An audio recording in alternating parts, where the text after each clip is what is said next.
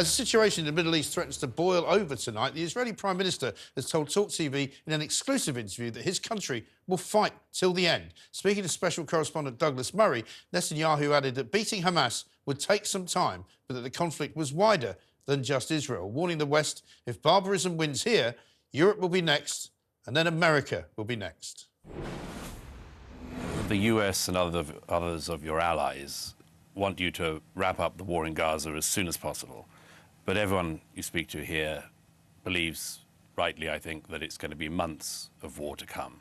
How do you reconcile those two things, keeping your allies happy but doing what you feel you need to do in Gaza?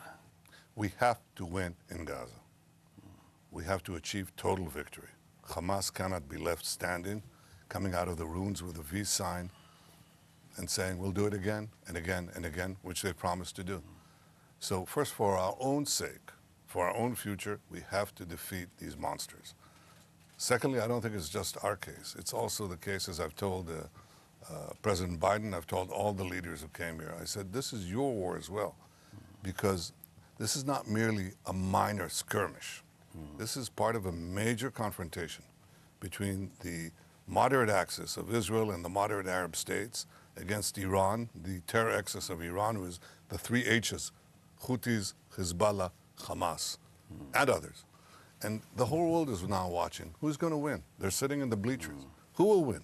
Will Iran win or will Israel win? Will they win or will the West win?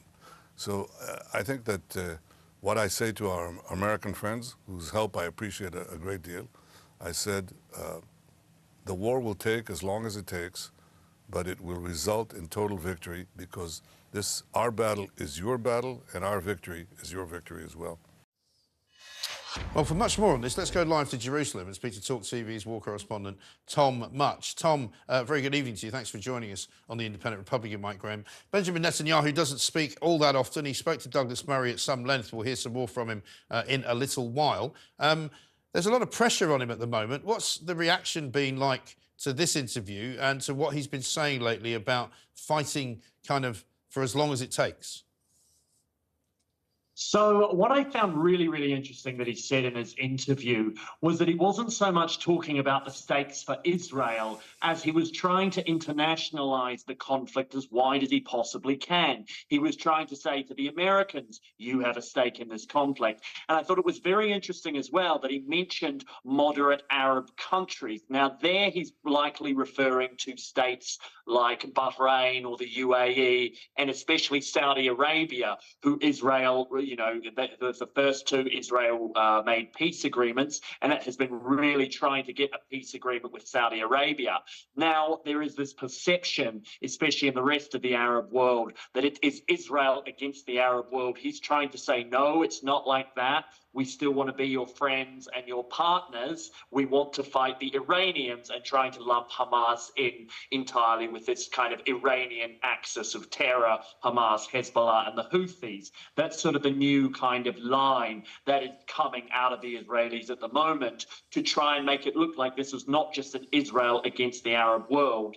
It's a sort of a West versus the rest, a West versus the bad guys kind of lineup. And I guess he's getting some help, is he not, on that thesis from what is going on around the region? Because although Iran denied any involvement in those drone strikes against the US base and the 3 dead Americans, you know, it's very clear that Iran has a great deal of involvement in either subsidizing or funding or supplying weapons to many of these dissident groups around Syria, whether it's Hamas as well, and also in Lebanon.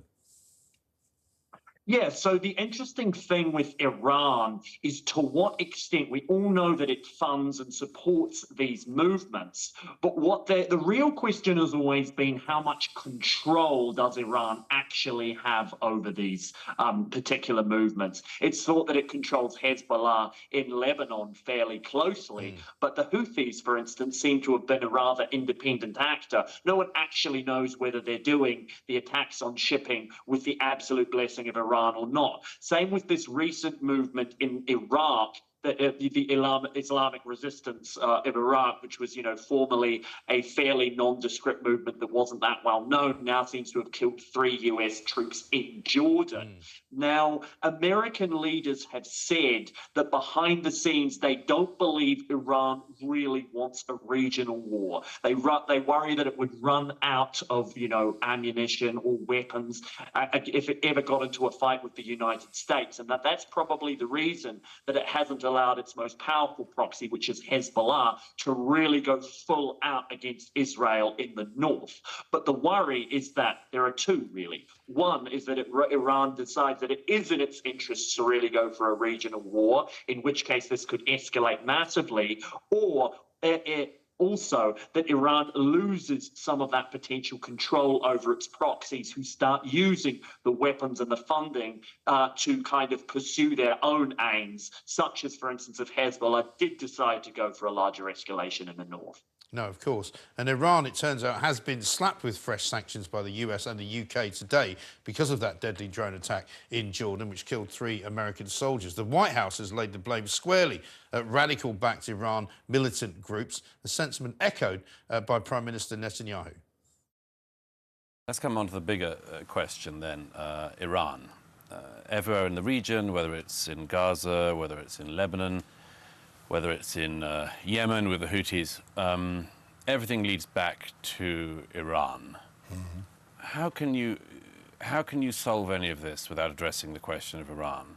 It seems to me you're at risk of fighting skirmishes in the Iranian war, but your prime enemy that says it wants to annihilate this country we're sitting in is still sitting in Tehran. Yeah, well, I think that a total victory over Hamas will impact this larger contest, because people will see who's winning. Israel won or Iran won? The West won or Iran won? And I think that will have an influence on other countries in the region and other conflicts in the region. But secondly, there's a larger issue as well, and that's Iran's quest to develop nuclear weapons. Because if you can see what Iran is doing now without nuclear weapons. It's sending terrorists across the Middle East and the world. It's trying to subvert governments. It's using its Houthi proxies to block the international maritime route in the Red Sea. Its proxies are killing Americans as we speak. In Iraq and... Well, yes, in many places, not only there. And the question is, and attacking them continuously. So this is what Iran is doing without nuclear weapons. Now imagine they had nuclear weapons, and we understand, we can see in the world, what does it mean when you have a country that is aggressive in intent and has nuclear weapons? You could see what is happening with a much smaller country, a much less dangerous country, North Korea. It develops nuclear weapons, and half of Asia quakes in fear, can threaten Japan, and maybe very soon the United States itself.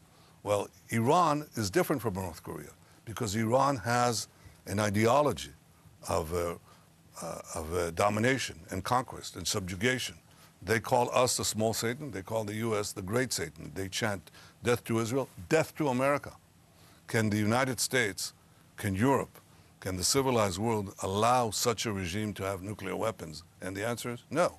So the jury is out on all of us. Douglas Murray talking to Benjamin Netanyahu. Tom Mutch is in Jerusalem for us. I mean, if you wanted to know precisely what's being said in the United States, Tom, let me show you this from Donald Trump. He's obviously campaigning to become the next president of the United States of America. Here's what he has to say about his peacekeeping abilities. Shortly after we win the presidency, I will have the horrible war between Russia and Ukraine settled. I'll get it done fast. I know them both. And we will restore on this planet peace through earth. I am the only candidate who can make this promise to you. I will prevent World War III, and we're very close to World War III. We're very close to World War III. So, Donald Trump there vowing to stop World War III from happening. There's certainly a lot of talk about World War III, Tom. What does it feel like where you are? So here I think people have sort of gotten used to the day-to-day threat of just something major happening. Everyone kind of got into war mode in the back of their mind after October the 7th, right? You know, we had a bunch of missiles fired at Israel today, and people are now sort of at the stage where they sort of go about their daily lives. A lot of people also are gearing up for a potential war in the north with Hezbollah. I think people have sort of accepted that there could be some really major war. But I think what's interesting to take again from what Netanyahu said to Douglas Murray is he said something along the lines of, we need to win in Gaza, in a sense to set an example to Iran and to the rest of the world. So what he's almost saying is, look, there is still a chance that if we win decisively in Gaza, we can isolate this conflict. We can localize this conflict so that it doesn't spread into major escalations in other theaters, because by defeating Hamas, we will have deterred major conflicts in those other theaters. Now, whether he's right about that, I guess we'll find out in the coming months.